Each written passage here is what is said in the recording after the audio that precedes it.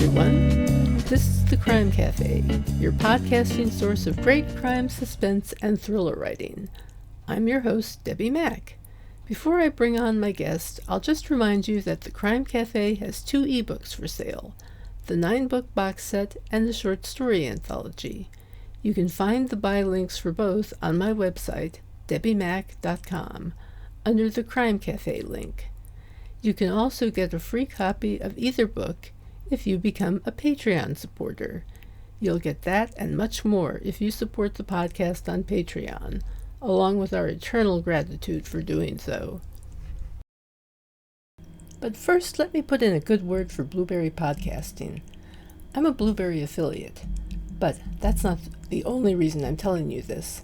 I've been using Blueberry Podcasting as my hosting service for my podcast for years, and it's one of the best decisions I ever made.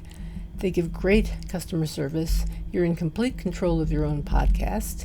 You can run it from your own website, and it just takes a lot of the work out of podcasting for me. I find for that reason that it's a company that I can get behind 100% and say, you should try this. Try Blueberry. It doesn't require a long-term contract, and it's just a great company, period. And it also has free technical support by email, video, and phone, so you can get a human being there. Isn't that nice? Hi, everyone.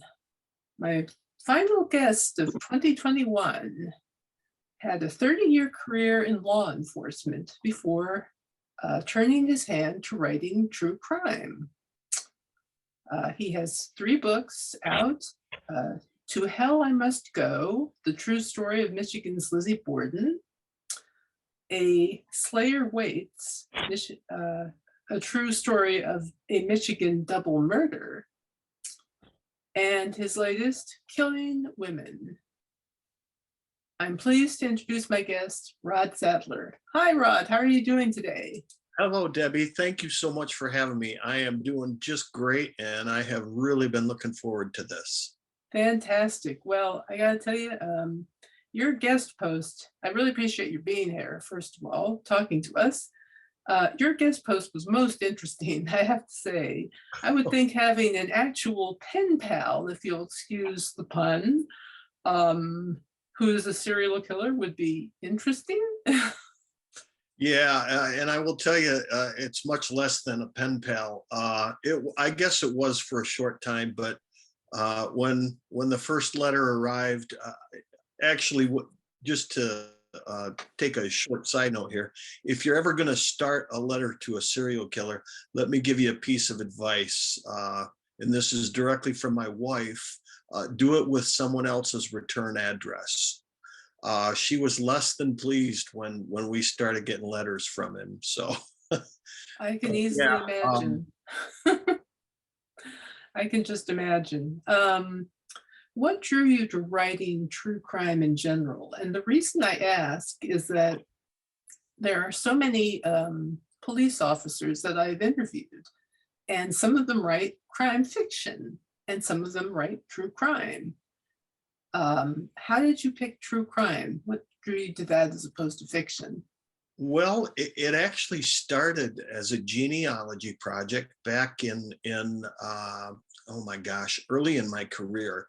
I became a police officer in the early 80s, and I worked for a campus police department. I'll try to make this short because I can ramble on, but my great-great-grandfather had served as the sheriff in the county that we live in.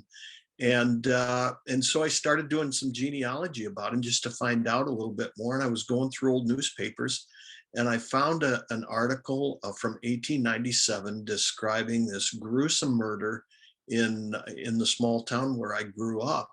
And it mentioned my great-great-grandfather's name, and the murder was so bizarre that I thought this would make a great book. And I put it off for my entire career until I retired in 2012. And then I put that first book together, and I had so much fun. I thought, this is it. True crime is my retirement job. Yeah. So it started with a genealogy project. That's very interesting. Have you always been into genealogy? You know, more so when I retired and I had more time. I always was fascinated by the fact that my great great grandfather had been the sheriff and an elected official, and I was able through family members to get his badge and gun and handcuffs from 1897, and those are priceless to me. And in doing my research for my first book, um, I went to the archives of Michigan, and they had the original court file from 1897 that had a handwritten statement from my great great grandfather about what he had seen at this particular murder scene. And that to me was like gold. And so I have become more interested in genealogy since then, yes. It is an interesting subject. Um, how much historical research, apart from records, official records, do you do on your books? I try to get everything that I can, and I use a great internet resource, newspapers.com, which is invaluable.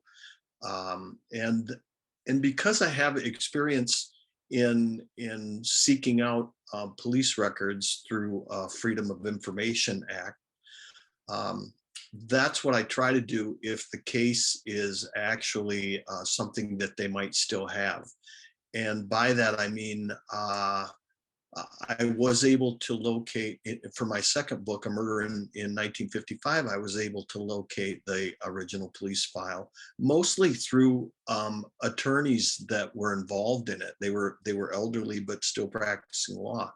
My last book, which I'm sure we'll talk about here shortly, I was able to get the entire police file, and the book that I hope to have published by this summer, I was able to get a 60-year-old police file from the Michigan State Police. So historic information, I try to get mostly through newspapers.com and through original court documents and police files.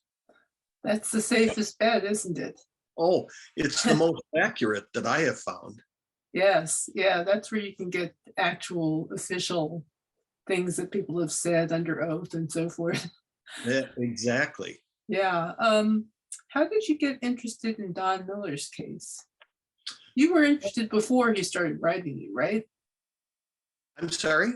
You were interested in his case before he started writing you, correct? I was early in my police career, actually before my police career. I was graduating from high school when this was going on. And Don Miller was arrested for a sexual assault and attempted murder of two teenagers the year that I graduated from high school. And I already knew that I was going to go into law enforcement as a career. I had my college curriculum all laid out. And in a couple months, I was going to start at the community college. And so I kind of followed the headlines because it was a high profile case. It was literally 20 miles from where I lived. And it involved a criminal justice student by the name of Don Miller, who was the prime suspect in all of these particular incidents. And so I did follow it while it progressed through the court system. And then when he was sentenced to prison in 1979 for 30 to 50 years, everybody thought, hey, we don't have to worry about Don Miller anymore. Well, guess where we are today? We're worrying about Don Miller again. Yeah. Do you do a lot of interviews, or do you mainly rely on official documents? I do both, actually. In the Don Miller case, one of the things that attracted me to it late in my, well, actually, in retirement, was the fact that over the years, I had become friends, professional colleague friends with numerous people that were directly involved in that case. And that included everybody from the initial officer who took the first missing person complaint in 1977, right up to Don Miller's own defense attorney and the prosecuting attorney that that put him in prison, and I just knew, I probably knew 75% of the people involved in that case. And so I interviewed about 75% of the people involved in that case. And then I relied on court transcripts and police reports. Mm-hmm. How do you keep all the information organized as you collect it? Yeah, oh boy, that's a tough one. For my first book, it was just kind of a hodgepodge of notes and things. But then as I progressed to my second, my third book, I kind of came up with a system, if you will, where I simply categorized the news articles in one folder, and court documents in another, and interviews in another, and I try to put things chronologically. That's how my books progress. Is I begin at the very end, when the body is located, or bodies in the Don Miller case, and then I jump right to the beginning. So it's kind of like a little teaser, if you will. Mm-hmm. So basically, you're concerned about, and the concern discussed in the book about the release of this person on parole is that he basically is unreleasable. Well, I would say yes. He is a serial killer. He's taken the lives of 4 women, and he tried to take the life of a 14-year-old girl after he raped her in 1978. And it's alarming to a lot of people that he will be released if he doesn't get parole, but he will be released in 2031. It's important for people to understand that Don Miller's not in prison right now for murder. He's only in prison right now for possessing a strangulation device in his prison cell. He was originally sent to prison for the rape and attempted murder of 2 teenagers. And then he was charged with 2 counts of second-degree murder. But before that ever went to trial, he was offered a plea deal. And that plea deal stated that if he would lead police to the bodies of 2 missing women, then they would reduce the charges to manslaughter. He could plead guilty to those and serve 15-year sentences at the same time that he was serving the 30 to 50 years for the rape, if that makes sense. Mm-hmm. And so everybody at that time thought, hey, we don't have to worry about Don Miller anymore. Except back in the 70s, Michigan did not have a truth in sentencing law. And what that means is and I'll use myself as an example, if I were sentenced to 5 to 10 years today, I would have to serve a minimum of 5 years without any chance of parole. Back then, you might get 5 or 10 years in prison and be out in 2 or 3 based on good time and things like that. And so by the late 90s, Don Miller was ready to get out of prison, and authorities found a strangulation device in his cell, and he was charged with that and subsequently convicted. And that really is the only reason that he's still in prison. Now he's in a psychiatric hospital, correct? No, he's not. He's in prison? Oh, okay. I had the impression that he claimed some kind of insanity or diminished capacity or something. He did. He claimed insanity. He claimed that that there were demons in the house where these teens were, and that he was going in to rid them of the demons. That defense fell through, and he was convicted. Yeah. Let's see. Is there a usual amount of time you allot to research versus writing the book? I usually spend 2 or 3 months doing my research first and getting things organized so that I know how to go back and find something if I need it. Because there is just so much, the cases that I choose, there just seems to be so much information available and so much information out there that I really have to organize it. And actually, in the last book that I've completed, that is with my agent right now. In that particular case, I had 2,000 pages of police reports uh, from 1960, and I had to categorize those into a 10-page spreadsheet, which was a task in itself, Oh, in yeah. and of itself. Yes, yes, it would be. Just getting all that together and organizing it so that it comes out in a narrative form must be a challenge. Oh yes, yes it is. I can just imagine. Um, what authors inspire you the most, and what do you read for pleasure? You know, the I get asked that a lot, and I can remember as a kid that my favorite books were true stories. It was a series by an English author by the name of James Herriot, and he wrote All Creatures Great and Small and a whole series of books about being an English veterinarian back in the 30s and 40s.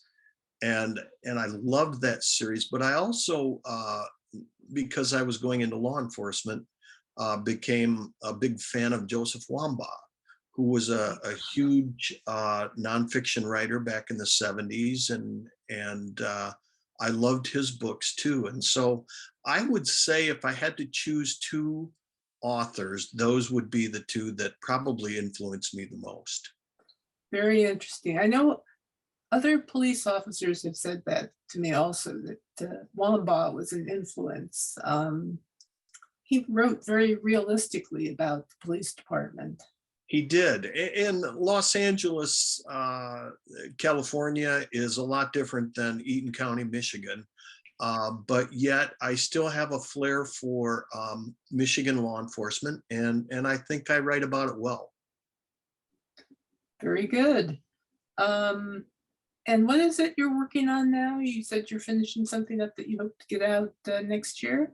Yes, I have a cold case, a 60-year-old cold case that occurred here in Michigan. It is still unsolved, and I have maybe the name of a person that they should look at that I believe is still alive and in prison right now for murder.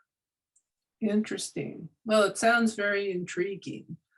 What advice would you give to someone interested in writing for a living? Oh, I would say my biggest piece of advice is that you have to practice patience. You have to be, I guess maybe some people can sit down and begin writing a book and not think about it. But when I'm doing a true crime where I have to put facts down and be factual through the whole thing, you have to take time to gather that information, and then you have to take time to formulate how you want to do it, and then you have to take time to do the writing, and then beyond that, the whole publishing process is a whole nother animal. And so the biggest thing I can say is to be patient with yourself. Absolutely. I so agree with you. Just going to ask you something, and now, of course, it slipped my mind. I hate when that happens. Welcome to my world. Yeah, I'm afraid I am joining that world. Oh, I know what I'm going to ask about the marketing. Yeah, about marketing. What do you do to market your book? Are you doing book signings? Do you do just virtual events, or do you just do social media? Or Actually, I've only done one real virtual event that was interesting. It was fun. I got to meet some other authors virtually, but I do a lot of book signings. I try to throughout the year because they're Michigan-based crimes. They are mostly in Michigan. There's a huge, what's the term I'm looking for? A tourist stop about halfway up the state, mid-state in Clear, Michigan, and it's called Cops and Donuts, and it is it's a donut shop that's owned by 13 retired police officers, and it's police themed, and hence the name. And they have books there, and they carry my books, and that to me is huge. I think that my upcoming book, I'll be traveling north for that because that's where that particular crime occurred. But I do a lot of book signings. Social media is a big part, mostly Facebook. I do a little bit of Twitter, but I get discouraged by Twitter. It just seems that most of the other authors on there, and not everyone, but most of them are they're just looking for those likes. And it's really, I haven't found it to be a very good marketing opportunity. I'm just starting a little bit on TikTok to throw some videos out about my books to see if that helps at all. But I will say that the local media here in the mid-Michigan area has done an absolutely fantastic job with all three of my first books. It was front page in all of the local newspapers, and that really, word of mouth too. Word of mouth helps. So I kind of use a little bit of everything. Oh, that's fantastic that you got front page coverage somewhere. I did on all three books, and I was so excited about that. That is fantastic. Congratulations. Is there anything else you'd like to add before we finish up? I will tell you that some people get confused with my first book, the subtitle, because it's called To Hell I Must Go, and it's the true story of Michigan's Lizzie Borden, and people look at that and they go, well, Lizzie Borden wasn't from Michigan. And it's the way that I worded that. It should have been the true story of a woman some might refer to as Michigan's version of Lizzie Borden. But that seems kind of long, doesn't it? It is. It's very long. And so, I just have to deal with that. I did a lot of research when I did my books. The first two, I designed the covers myself. I did some research on what to look for and how to do a good cover, how to title a book, things like that. So, because I got into this industry knowing nothing about it. Everything that I learned, I had to research, and I'm still learning. I'll probably be learning till the day I die about ways to improve. So again, the biggest thing I can say to anybody that wants to be a writer out there is please be patient with yourself. That is so true. Patience is essential in this field. It is absolutely essential. There's too much hard work. There's too much criticism, too much at stake, too many books, the whole thing. It's like, you have to really be good and really kind of focus your efforts in the right places, I think. Right, exactly. That's the thing. Well, I just want to thank you so much for being here. It was great talking to you and hearing about these cases. Oh, it was my pleasure, and I appreciate you having me. Well, it was my pleasure too, and thank you so much. Thank you. Sure thing. In closing, I'll just say that right now you can get any of my books for half off from Smashwords until the end of the year, or actually the beginning of next year, because I believe the sale ends January 1st. So pick up a copy of either of the Crime Cafe ebooks. The box set is half off, and the short story anthology is free for a limited time, as well as all my novels, all half off, including my latest, Fatal Connections. So download away. To all of you, thanks so much for listening. Have a great holiday and the best wishes for the new year. My next guest, after a short break, will be Ellery Kane. That's Ellery Kane, not Ellery Queen. That would be weird. Until next time, happy holidays and happy reading.